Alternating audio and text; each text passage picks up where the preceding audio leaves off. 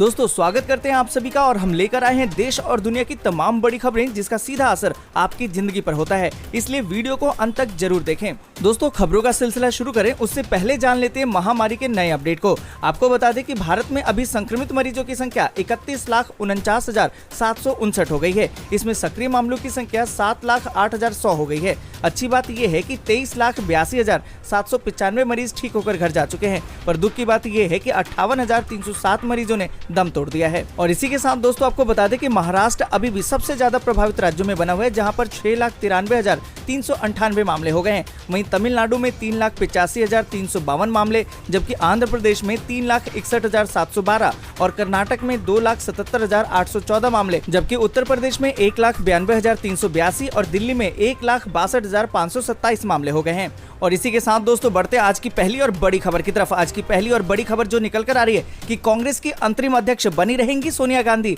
6 महीने के अंदर चुना जाएगा अगला प्रमुख। दोस्तों आपको बता दें कि 7 घंटे चली कांग्रेस वर्किंग कमेटी यानी कि CWC की बैठक के बाद फैसला लिया गया कि सोनिया गांधी अभी कांग्रेस पार्टी की अंतरिम अध्यक्ष बनी रहेंगी। अगले 6 महीने के अंदर पार्टी का नया प्रमुख चुना जाएगा। वहीं इसके पहले कांग्रेस कार्य समिति की बैठक में सोनिया गांधी ने पार्टी की अंतरिम अध्यक्ष पद से इस्तीफे की पेशकश की थी। साथ ही उन्होंने नए पार्टी अध्यक्ष के चुनाव की प्रक्रिया शुरू करने को कहा था। सोनिया ने गुलाम नबी आजाद समेत अन्य नेताओं द्वारा नेतृत्व परिवर्तन को लेकर लिखे गए पत्र का हवाला देते हुए इस्तीफे की पेशकश की थी। उन्होंने पार्टी के महासचिव KC वेणुगोपाल को इस पत्र का जवाब भी भेज दिया था। दोस्तों आपको बता दें कि कांग्रेस वर्किंग कमेटी की बैठक के बाद पार्टी के शीर्ष नेता मनीष तिवारी, शशि थरूर और कपिल सिब्बल गुलाम नबी आजाद के घर उनसे मिलने पहुंचे। दोस्तों आगे बढ़े उससे पहले वीडियो को लाइक और शेयर जरूर कर दें। अगर अभी तक आपने चैनल को सब्सक्राइब नहीं किया है तो सब्सक्राइब करें, बेल के आइकन को दबाएं, ऑल नोटिफिकेशन को जरूर ऑन करें। और इसी के साथ दोस्तों बढ़ते अगली बड़ी खबर की तरफ। अगली बड़ी खबर जो निकल कर आ रही कि दिल्ली में अनलॉक 4 में चल सकती है मेट्रो, MHA जारी करेगी गाइडलाइन। दोस्तों आपको बता दें कि अनलॉक 4 में दिल्ली वालों को एक बड़ी खुशखबरी मिल सकती है। सूत्रों के हवाले से ये कहा जा रहा है कि जल्द ही मेट्रो सेवा को बहाल किया जा सकता है और इस संबंध में गृह मंत्रालय जल्द ही गाइडलाइन जारी कर सकता है, यानी कि 1 सितंबर से दिल्ली में मेट्रो परिचालन को मंजूरी मिल सकती है। आपको बता दें कि इससे पहले दिल्ली के मुख्यमंत्री अरविंद केजरीवाल ने केंद्र सरकार को मेट्रो सेवाओं को ट्रायल बेसिस पर शुरू करने का सुझाव दिया था। आपको बता दें कि केजरीवाल ने कहा कि दिल्ली में अब महामारी की स्थिति ठीक हो रही है और हम मेट्रो खोलना चाहते हैं। ट्रायल बेसिस पर दिल्ली में मेट्रो चलाने की इजाजत मिलनी चाहिए। मुझे उम्मीद है कि केंद्र जल्द ही इस पर निर्णय लेगा। वहीं आपको बता दें कि दिल्ली मेट्रो रेल निगम ने भी यही कहा कि केंद्र सरकार जब भी निर्देश देगी हम लोग संचालन के लिए तैयार हैं, यानी कि मेट्रो सेवा बहाल करने को तैयार हैं। इतना ही नहीं, उन्होंने कहा कि महामारी संक्रमण को देखते हुए सभी एहतियाती उपाय करने की तैयारी भी हमने कर ली है। दिल्ली मेट्रो की तरफ से कहा गया है कि DMRC भी ये सुनिश्चित करेगी कि महामारी के संक्रमण को रोकने के लिए सभी जरूरी कदम उठाए जाएं, जिससे कि यात्री महामारी के खतरे से सुरक्षित रह सके। और इसी के साथ दोस्तों बढ़ते अगली बड़ी खबर की तरफ। अगली बड़ी खबर जो निकल कर आ रही कि नहीं मिली है 2000 रुपए की छठी किस्त, तो इस नंबर पर करे कॉल, तुरंत मिलेगा समाधान। दोस्तों आपको बता दें कि केंद्र सरकार ने प्रधानमंत्री किसान सम्मान निधि योजना के तहत 8.5 करोड़ से अधिक लाभार्थियों के बैंक खाते में 2000 रुपए की छठी किस्त भेज दी है। आपको बता दें कि सरकार ने चालू वित्त वर्ष के दौरान दूसरी किस्त किसानों के खाते में ट्रांसफर करी है। महामारी संकट काल में 2000 रुपए की इस किस्त से किसानों को काफी राहत मिली। हालांकि अगर आप इस योजना के लाभार्थी में शामिल हैं और आपको छठी किस्त नहीं मिली है तो आपको परेशान होने की जरूरत नहीं है। आप PM किसान योजना के लिए समर्पित हेल्पलाइन के जरिए अपनी शिकायत दर्ज करा सकते हैं और ये जानकारी भी प्राप्त कर सकते हैं कि आपके खाते में रकम किस वजह से ट्रांसफर नहीं हुई है। दोस्तों आपको बता दें कि PM किसान से जुड़ी किसी भी तरह की पूछताछ, जानकारी या शिकायत के लिए आप हेल्पलाइन नंबर 155261 या फिर टोल फ्री नंबर 1800115526 पर कॉल कर सकते हैं। इसके अलावा कृषि मंत्रालय की ओर से दिए गए नंबर 011-23381-092 पर भी संपर्क किया जा सकता है। दोस्तों आपको बता दें कि अगर आपने PM किसान से अपने आधार को लिंक नहीं कराया है तो आपको इस साल कोई भी किस्त नहीं मिली होगी, क्योंकि PM किसान का लाभ प्राप्त करने के लिए आधार कार्ड को लिंक करवाना अनिवार्य कर दिया गया है। इसके अलावा आपके आधार कार्ड और PM किसान रजिस्टर में आपका विवरण में किसी भी तरह का अंतर होगा तो इंस्टॉलमेंट प्राप्त करने में दिक्कत पेश आ सकती है। इसके अलावा बैंक अकाउंट नंबर या फिर IFSC कोड में भी किसी तरह की चूक होने पर आपको किस्त प्राप्त नहीं होगी। दोस्तों आपको बता दें कि प्रधानमंत्री किसान सम्मान निधि योजना के तहत साल भर में 6,000 रुपए आपको मिलते हैं। अगर आपको इस तरीके का पैसा नहीं मिल रहा है तो सबसे पहले जो नंबर आपको बताया गया है उस नंबर पर आप संपर्क कर सकते हैं। और अगर आपको 2,000 रुपए की किस्त मिल रही है या नहीं भी मिल रही है तो भी आप अपने नाम के साथ कमेंट करके जरूर बताएं। और इसी के साथ दोस्तों बढ़ते हैं अगली बड़ी खबर की तरफ और आपको बता दें कि अगली बड़ी खबर जो निकल कर आ रही है कि CAA के नियम बनकर तैयार, महामारी का कहर कम होते ही शुरू हो जाएगी लागू करने की प्रक्रिया। दोस्तों आपको बता दें कि महामारी का कहर थमते ही नागरिकता संशोधन कानून यानी कि CAA को लागू करने की प्रक्रिया शुरू कर दी जाएगी और जिसे भी इस कानून के तहत भारत की नागरिकता चाहिए उन्हें 1 साल के अंदर इसकी प्रक्रिया पूरी करनी होगी। 1 साल के बाद ये कानून लागू नहीं रहेगा। आपको बता दें कि इसके तहत पाकिस्तान, बांग्लादेश और अफगानिस्तान से आने वाले अल्पसंख्यकों को नागरिकता दे दी जाएगी। ध्यान देने वाली बात यह है कि पिछले साल दिसंबर में ही संसद से CAA का बिल पास हो चुका है, लेकिन पहले विरोध प्रदर्शनों और फिर महामारी के कारण इसे अभी तक लागू नहीं किया जा सका। दोस्तों आपको बता दें कि उच्च पदस्थ सूत्रों के अनुसार CAA कानून के लिए बने नियम के तहत इसकी पूरी प्रक्रिया 1 साल के भीतर पूरी कर ली जाएगी। आपको बता दें कि जो आपने आवेदन किया होगा और उसमें जो दस्तावेज दिए होंगे उसका सत्यापन का काम होगा। एक बार दस्तावेजों का सत्यापन हो जाने पर यह सुनिश्चित हो जाने के बाद कि पड़ोसी देश से धार्मिक उत्पीड़न के कारण आवेदनकर्ता 31 दिसंबर 2014 के पहले भारत आ चुका है। 31 दिसंबर 2014 के पहले आने का सबूत देने के लिए कई विकल्प दिए जाएंगे, जिनमें कि समुदाय या स्थानीय जनप्रतिनिधियों द्वारा जारी प्रमाण पत्र भी शामिल होगा। 1 साल बाद आए आवेदनों पर इस कानून के तहत विचार नहीं किया जाएगा। दोस्तों यहाँ पर यह जानना बहुत ही जरूरी है कि CAA के लागू होने के बाद इसके खिलाफ नए सिरे से विरोध प्रदर्शनों की आशंका से इनकार नहीं किया जा सकता।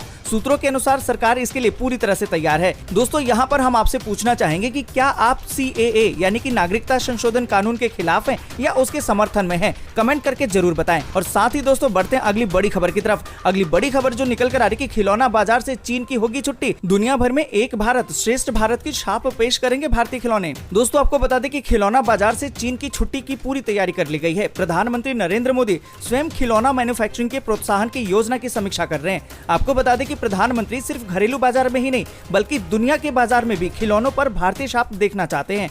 आपको बता दें कि मोदी ने खिलौना मैन्युफैक्चरर से कहा है कि ऐसे खिलौने बनाएं जिसमें कि एक भारत श्रेष्ठ भारत की झलक हो और उस खिलौने को देखकर दुनिया वाले भारतीय संस्कृति, पर्यावरण के प्रति भारत की गंभीरता और भारतीय मूल्यों को समझ सके। आपको बता दें कि उन्होंने घरेलू कारीगरों द्वारा बनाए जाने वाले खिलौनों को प्रोत्साहित करने के लिए कहा। आपको बता दें कि एक खबर के मुताबिक खिलौनों का कारोबार 10,000 करोड़ रुपए का है। इनमें से संगठित खिलौना बाजार 3,500 से लेकर 4,500 करोड़ का है। आपको बता दें कि संगठित खिलौना बाजार 85 से लेकर 90% तक चीन से आयात पर निर्भर करता है। दोस्तों आपको बता दें कि सरकार ने इस साल फरवरी में खिलौना आयात के शुल्क में 200% की बढ़ोतरी की थी, लेकिन खिलौने के आयात अब भी जारी हैं। और इसी के साथ दोस्तों बढ़ते हैं अगली बड़ी खबर की तरफ और आपको बता दें कि नीट और जी की परीक्षाओं के विरोध में भूख हड़ताल पर उतरे हैं 4,000 छात्र। ममता ने परीक्षा टालने को लेकर केंद्र को लिखा है पत्र। दोस्तों आपको बता दें कि महामारी काल में जी और नीट की परीक्षा होने जा रही है। देश भर में छात्र इसका विरोध कर रहे हैं। इन परीक्षाओं के विरोध में करीबन 4,000 छात्र भूख हड़ताल पर हैं। ये दोनों परीक्षाएं सितंबर में होनी है। इनको टालने के लिए सुप्रीम कोर्ट में भी एक याचिका दायर की गई थी, जिसे कोर्ट ने खारिज कर दिया। आपको बता दें कि इन परीक्षाओं का पश्चिम बंगाल की मुख्यमंत्री ममता बनर्जी ने भी विरोध किया है। ममता बनर्जी ने सोमवार को केंद्र सरकार को देश में महामारी संकट के मद्देनजर दूसरी बार नीट और जी 2020 को स्थगित करने का अनुरोध किया है। ममता ने ट्वीट करके कहा कि यदि परीक्षाएं सितंबर के निर्धारित शेड्यूल में हुई तो इससे छात्रों की जिंदगी खतरे में पड़ सकती है। और इसी के साथ दोस्तों बढ़ते हैं अगली बड़ी खबर की तरफ और आपको बता दें कि अकेले चला रही कार तो जरूर पहन ले मास्क, नहीं तो कट जाएगा आपका 500 रुपए का चालान। दोस्तों आपको बता दें कि अगर आप कार में अकेले बैठे हैं और मास्क नहीं पहन रखा है तो ऐसा करना सेहत से खिलवाड़ करना होगा। ये आपकी जेब पर भी भारी पड़ सकता है। राजधानी में काफी संख्या में ऐसे लोग हैं जिनका मास्क न पहनने के कारण चालान हुआ है, जबकि उस दौरान वे अपनी कार में अकेले थे। दिल्ली पुलिस मास्क नहीं पहनने पर 500 रुपए का चालान कर रही है। आपको बता दें कि लोग इसके बारे में दिल्ली पुलिस, उपराज्यपाल और दिल्ली के मुख्यमंत्री अरविंद केजरीवाल से भी शिकायत कर रहे हैं। दिल्ली कार में मास्क नहीं पहनने वाले लोगों का लगातार ही चालान कर रही है। आपको बता दें कि शिकायत करने वाले लोगों को शायद ये नहीं मालूम है कि मास्क नहीं लगाना सरकार के आदेश का उल्लंघन है। आपको बता दें कि इंस्पेक्टर रैंक के एक अधिकारी ने बताया कि इस बाबत पहली गाइडलाइन में इस बात को स्पष्ट कर दिया गया था कि कार में 1 से अधिक 2 व्यक्ति हो सकते हैं, लेकिन इस दौरान शारीरिक दूरी बनाए रखना अनिवार्य होगा। साथ ही सभी का मास्क पहनना भी अनिवार्य होगा। उनका कहना है कि सड़क को सामान्य तौर पर सार्वजनिक जगह माना जाता है। निजी कार चलाने के दौरान भी कई बार आपको रेड लाइट पर रुकना पड़ता है। इस दौरान कई बार अन्य लोगों से बातचीत करनी पड़ती है। लिहाजा सावधानी को ध्यान में रखते हुए दिल्ली पुलिस अपने स्तर पर कोई कमी नहीं छोड़ना चाहती और ऐसे में लोगों का चालान कर रही है। और इसी के साथ दोस्तों बढ़ते हैं अगली बड़ी खबर की तरफ और आपको बता दें कि सरकार ने दी है बड़ी राहत। लाइसेंस रजिस्ट्रेशन, परमिट जैसे दस्तावेजों की वैधता 31 दिसंबर तक बढ़ी। दोस्तों आपको बता दें कि महामारी संकट के बीच देश के विभिन्न राज्यों में जारी लॉकडाउन के बीच सरकार ने वाहन मालिकों और चालकों को बड़ी राहत दी है। अब लाइसेंस, रजिस्ट्रेशन और परमिट आदि जैसे महत्वपूर्ण कागजातों को रिवेन्यू करवाने के लिए सरकार ने राहत दे दी है। अब इन कागजातों की वैधता अवधि 31 दिसंबर तक बढ़ा दी गई है। सरकारी आदेश के अनुसार सड़क परिवहन और राजमार्ग मंत्रालय ने मोटर वाहन अधिनियम 1988 और केंद्रीय मोटर वाहन अधिनियम 1989 के तहत फिटनेस, परमिट, लाइसेंस, पंजीकरण या अन्य दस्तावेजों की वैधता को 31 दिसंबर 2020 तक बढ़ाने का निर्णय लिया है। दोस्तों इसी के साथ बढ़ते हैं अगली बड़ी खबर की तरफ और आपको बता दें कि सितंबर में खुल सकता है सिनेमा हॉल। ग्राहकों को मूवी टिकट पर भारी छूट, 1 पर 1 मुफ्त टिकट के साथ अन्य डिस्काउंट के ऑफर। दोस्तों आपको बता दें कि महामारी और लॉकडाउन के कारण करीबन 4 महीने से बंद सिनेमा हॉल अब सितंबर में खुल सकते हैं। उम्मीद की जा रही है कि इस बार के अनलॉक में सिनेमा हॉल और थिएटर के अलावा स्कूल, कॉलेज, शॉपिंग मॉल में सभी स्टोर खोलने को लेकर सरकार छूट दे सकती है। इसी उम्मीद के साथ देश भर के कई सिनेमा हॉल के मालिकों ने ग्राहकों को थिएटर तक लाने के लिए कमर कस ली है। आपको बता दें कि मल्टीप्लेक्सेस मूवी टिकट पर भारी छूट देने की तैयारी कर रहे हैं। गौरतलब है कि महामारी के चलते देश में मार्च से लॉकडाउन का ऐलान किया गया था। तकरीबन 2 महीने के लॉकडाउन के बाद चरणबद्ध तरीके से अनलॉक की प्रक्रिया को आगे बढ़ाया जा रहा है। इससे पहले 3 अनलॉक का ऐलान किया जा चुका है। अनलॉक 3 की मियाद 31 अगस्त को खत्म हो रही है। ऐसे में सरकार एक बार फिर से अनलॉक 4 का ऐलान कर सकती है, जिसमें कि सिनेमा हॉल, थिएटर को खुलने को लेकर रियायत दी जा सकती है। और दोस्तों इसी के साथ बढ़ते हैं अगली बड़ी खबर की तरफ और आपको बता दें कि बिहार में बनेगा 500 बेड का महामारी अस्पताल। पीएम केयर फंड से दिया जाएगा पैसा। दोस्तों आपको बता दें कि पीएम केयर फंड ट्रस्ट ने डीआरडीओ द्वारा बिहार की राजधानी पटना और मुजफ्फरपुर में 500 बेड का महामारी अस्थायी अस्पताल की स्थापना के लिए धन आवंटित करने का निर्णय लिया है। ट्रस्ट की तरफ से ये कदम महामारी के खिलाफ मुकाबले के मद्देनजर उठाया गया है। इस कदम से महामारी की देखभाल में सुधार के लिए एक लंबा रास्ता तैयार होगा। आपको बता दें कि प्रधानमंत्री कार्यालय की तरफ से इसकी जानकारी दी गई है। दोस्तों आपको बता दें कि कार्यालय की तरफ से बताया गया है कि पटना के बिहटा में 500 बेड के अस्पताल का उद्घाटन आज होगा और मुजफ्फरपुर में 500 बेड के अस्पताल का उद्घाटन बहुत ही जल्द किया जाएगा। दोस्तों आपको बता दें कि एक रिपोर्ट में बताया गया है कि इन अस्पतालों में वेंटिलेटर के साथ 125 आईसीयू बेड और 375 सामान्य बेड होंगे। प्रत्येक बेड में ऑक्सीजन की आपूर्ति की व्यवस्था की जाएगी। अस्पताल के लिए डॉक्टरों और पैरामेडिकल स्टाफ को सशस्त्र बल चिकित्सा सेवा द्वारा प्रदान भी किया जाएगा। और दोस्तों इसी के साथ बढ़ते हैं अगली बड़ी खबर की तरफ और अगली बड़ी खबर जो निकल कर आ रही कि दिल्ली के अस्पतालों में लंबी कतारों से अब मिलेगी मुक्ति।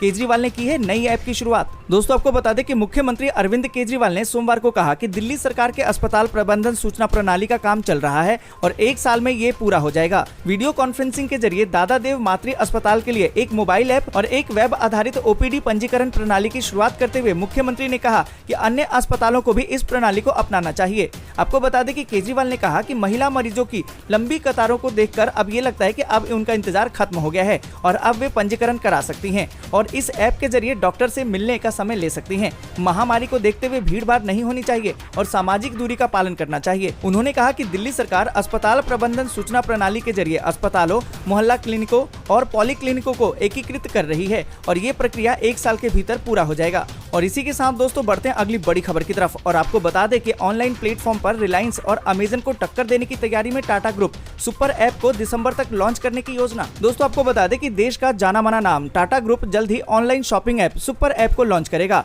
भारत में बढ़ते ई-कॉमर्स मार्केट को ध्यान में रखते हुए कंपनी ने इसका फैसला लिया है। मार्केट में इसकी टक्कर रिलायंस और अमेजन जैसी दिग्गजों से होगी। टाटा ग्रुप इस साल दिसंबर तक ऐप को लॉन्च कर सकता है। आपको बता दें कि इस ऐप पर खाने पीने का सामान, फैशन और लाइफस्टाइल के साथ साथ बिल पेमेंट की सुविधाएं भी प्रदान करेगी। इस ऐप में टाटा ग्रुप के अन्य ऐप की भी सुविधा मिलेगी। इसमें टाटा क्लिक, स्टार क्लिक और इलेक्ट्रॉनिक प्लेटफॉर्म क्रोमा भी शामिल होगा। दोस्तों आपको बता दें कि भारत में बढ़ते ई-कॉमर्स के कारोबार में टाटा ग्रुप का रुझान भी इस ओर बढ़ा है। कंपनी सुपर ऐप को इस साल दिसंबर या फिर अगले साल जनवरी तक लॉन्च करने की योजना पर काम कर रही है।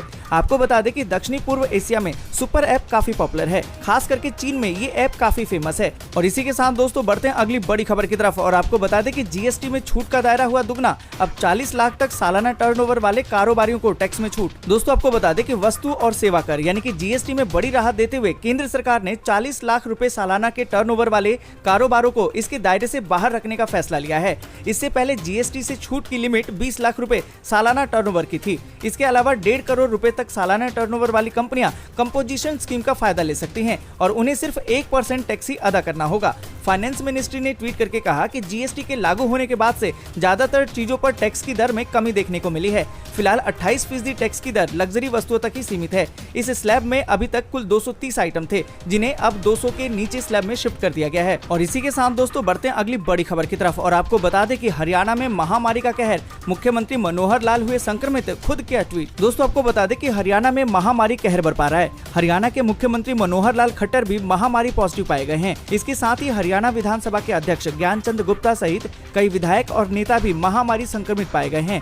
मुख्यमंत्री निवास के 12 कर्मचारियों को भी महामारी पॉजिटिव पाया गया है। आपको बता दें कि मुख्यमंत्री मनोहर लाल खट्टर ने खुद ट्वीट करके इसकी जानकारी दी है। और इसी के साथ दोस्तों बढ़ते हैं आगे और आपको बता दें कि आदित्य ठाकरे ने पीएम मोदी को लिखी चिट्ठी, कहा कि महामारी संकट बरकरार, टाल दे परीक्षाएं। दोस्तों आपको बता दें कि आदित्य ने अपील करते हुए लिखा कि आप इस मामले में दखल दें और सभी तरह के एंट्रेंस एग्जाम और किसी भी तरह की शैक्षणिक गतिविधि जिसके कारण भीड़ एकत्रित हो उसे रद्द करवाएं। हमें इस बात पर विचार करना चाहिए कि पढ़ाई का नया साल जनवरी 2021 से शुरू किया जाए ताकि किसी भी बच्चे की पढ़ाई ना छूट पाए। और इसी के साथ दोस्तों बढ़ते हैं अगली बड़ी खबर की तरफ। अगली बड़ी खबर जो निकल कर आ रही कि कांग्रेस नेतृत्व के मसले पर सोनिया को चिट्ठी लिखने वालों पर हो सकती है कार्रवाई, मिल रहे हैं इसके संकेत। दोस्तों आपको बता दें कि कांग्रेस नेतृत्व के मसले पर सोनिया गांधी को चिट्ठी लिखने वाले 23 वरिष्ठ नेताओं पर कार्रवाई हो सकती है। इसके संकेत मिलने शुरू हो गए हैं। आपको बता दें कि सूत्रों के हवाले से कहा गया है कि CWC बैठक में अंबिका सोनी ने कहा कि सोनिया गांधी को पत्र लिखने वालों के खिलाफ पार्टी संविधान के तहत कार्रवाई की जा सकती है। वहीं वरिष्ठ नेता गुलाम नबी आजाद और आनंद शर्मा ने कहा कि वे चिंताओं को बढ़ाने की सीमा के भीतर थे।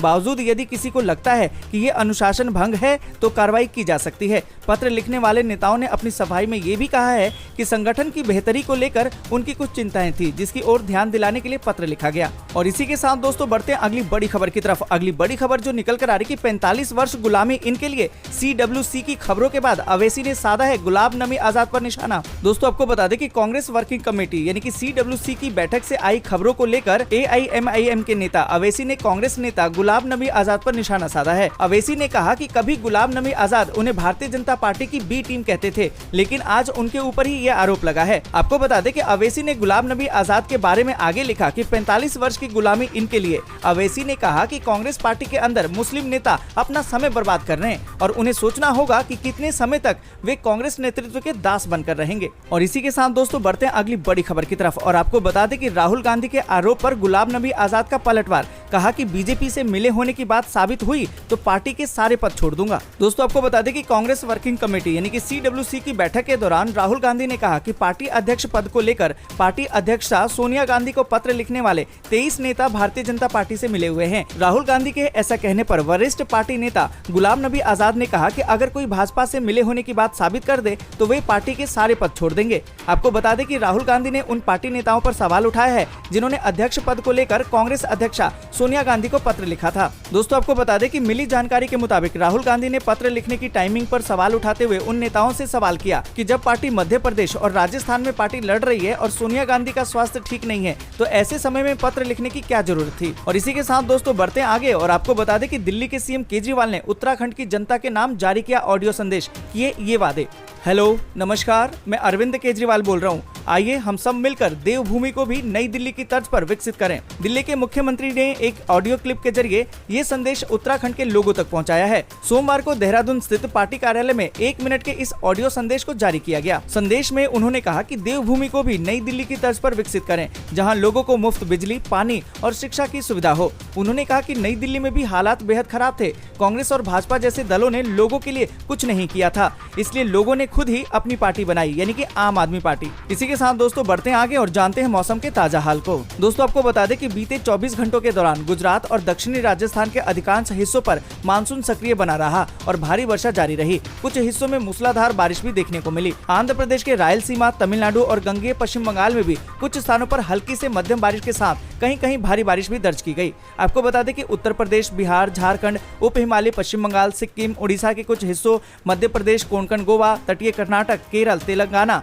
छत्तीसगढ़, दिल्ली, हरियाणा, राजस्थान, हिमाचल प्रदेश, उत्तराखंड और पूर्वोत्तर भारत में कुछ स्थानों पर हल्की बारिश दर्ज की गई। और इसी के साथ दोस्तों आपको बता दें कि अगले 24 घंटों के दौरान गुजरात के सौराष्ट्र और कच्छ, दक्षिणी राजस्थान, गंगेय पश्चिम बंगाल और ओडिशा के कुछ हिस्सों में मानसून सक्रिय रहेगा। इन भागों में मध्यम से भारी बारिश होने के आसार हैं। पूर्वी बिहार, झारखंड झारखंड, आंतरिक ओडिशा, मेघालय और नागालैंड में भी हल्की से मध्यम बारिश के साथ एक दो स्थानों पर भारी बारिश होने की संभावना है। इसके साथ ही उत्तर प्रदेश, गुजरात के पूर्वी क्षेत्रों, छत्तीसगढ़, मध्य प्रदेश, पूर्वी राजस्थान, कोंकण गोवा, तटीय कर्नाटक, तेलंगाना, तमिलनाडु, केरल, हिमाचल प्रदेश, उत्तराखंड के कुछ हिस्सों में हल्की से मध्यम बारिश हो सकती है, जबकि दिल्ली और हरियाणा में भी एक दो स्थानों पर हल्की बारिश के आसार हैं। दोस्तों, आज के लिए बस इतना ही। वीडियो को लाइक और शेयर जरूर कर दें। अगर अभी तक आपने चैनल को सब्सक्राइब नहीं किया है तो सब्सक्राइब करें, बेल के आइकन को दबाएं और नोटिफिकेशन को जरूर ऑन करें।